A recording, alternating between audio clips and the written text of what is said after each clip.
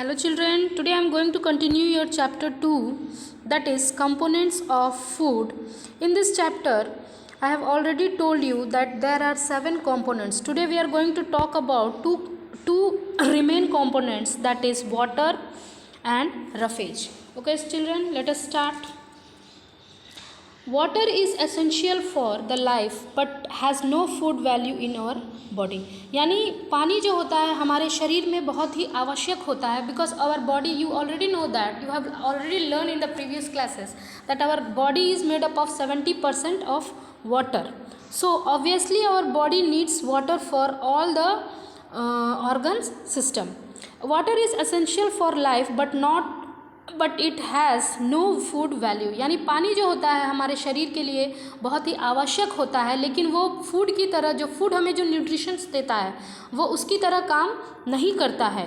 इसीलिए वाटर और रफेज को हम न्यूट्रिएंट से बाहर रखते हैं. हमारे जो फूड में जो न्यूट्रिएंट्स होते हैं यानी जो पोषक तत्व होते हैं वो ओनली 5 होते हैं: carbohydrate, protein, fats, vitamins and minerals. और बाकी जो 2 बचे हुए हैं water and roughage, it is not a kind of nutrients, but water is very important for our body.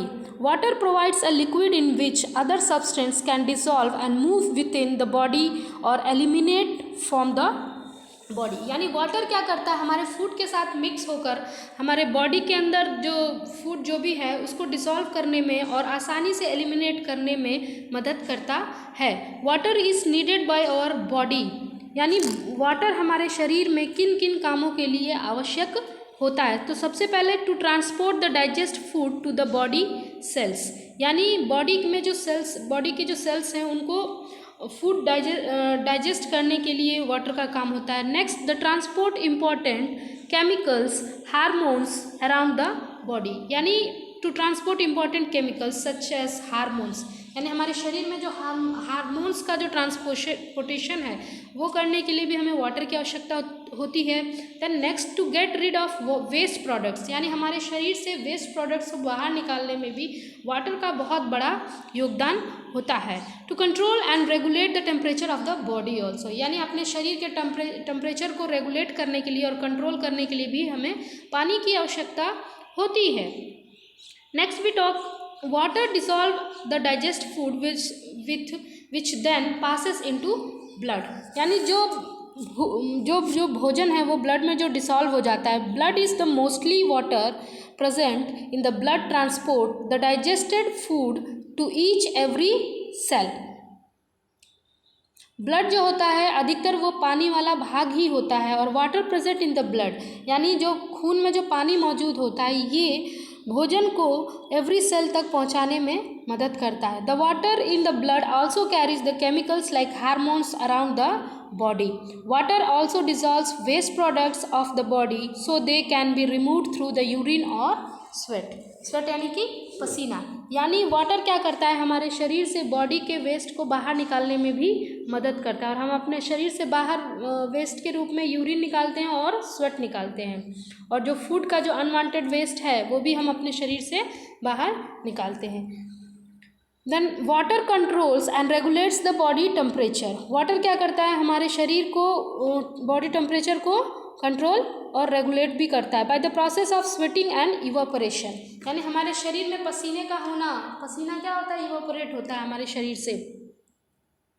This happens as follow when the outside temperature is high water oozes out through the skin in the form of sweat. यानी जब क्या होता है, जब बाहर का जो temperature होता है वो बहुत ही गर्म होता है तो हमारा शरीर क्या करता है, अपने शरीर से पसीना बाहर निकालता है. When this sweat evaporates from our body, जब ये स्वेट हमारे बॉडी से इवापोरेट होता है तो it takes the heat required for evaporation from the our skin.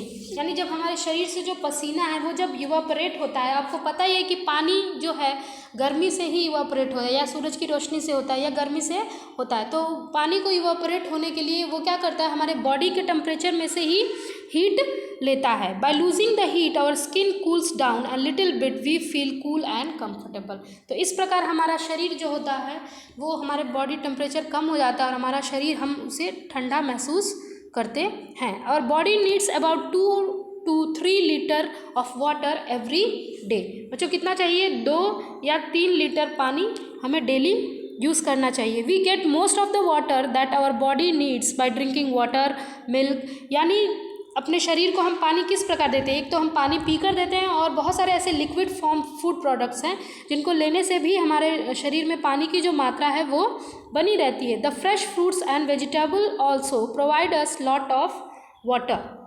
Before we go further the discuss the roughage, we should know the meaning of 3 terms: whole meal, flour products, and feces and constipation. The flour made of form entire wheat grains, यानी जो आटा किसी भी चीज़ का बना होता है, from which bran is not removed, उनके ऊपर से ब्रान नहीं निकलता, is called whole meal flour। यानी जिसके ऊपर से ब्रान नहीं निकला होता है, ऐसे अनाज अगर हम यूज़ करते हैं तो उसको कहते हैं हम whole meal flour। whole meal flour products include whole meal chapati and whole meal bread also।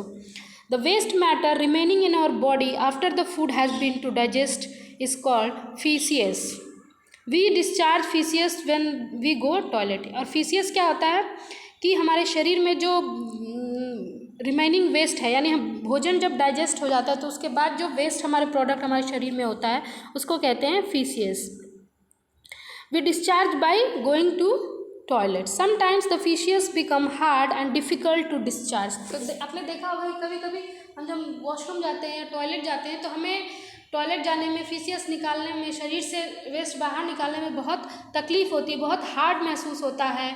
The difficulty in the discharging hardness feces from the body is called constipation. यानी जब हमारे शरीर में कॉन्स्टिपेशन होता है, यानी जब हमें दिक्कत होती है टॉयलेट करने में, तो इस चीज़ को हम कहते हैं constipation. Constipation is known as कब्ज। इसको हिंदी में किस नाम से जाना जाता है बेटा? कब्ज के नाम से जाना जाता है। Keeping this points in mind we will now discuss about roughage. तो अब हम इन सब चीज़ों को अपने दिमाग में रखते हुए हम रफेज के बारे में बात करने वाले हैं। तो रफेज का अब बच्चों थोड़ा थोड़ा समझ ही गए होंगे कि रफेज का आखिर काम क्या है। रफेज यानी dietary fibre. Roughage is a fibrous matter in the food which cannot B digest. Roughage एक प्रकार का फाइब्रस फूड होता है जिसे हम डाइजेस्ट नहीं कर सकते हैं। Roughage is the mainly made of indigestible carbohydrate called cellulose. यानी इनके अंदर इनडाइजेस्टेबल कार्बोहाइड्रेट्स होते हैं जिसको कहते हैं cellulose, which is present in the plant cell wall, जो प्लांट सेल के वॉल में प्रेजेंट होता है। Roughage is also called dietary fibre. यानी dietary fibre means fibre which cannot be eaten. यानी एक प्रकार का ऐसा फाइबर जिसको हम खा नहीं सकते हैं। Like water, roughage does not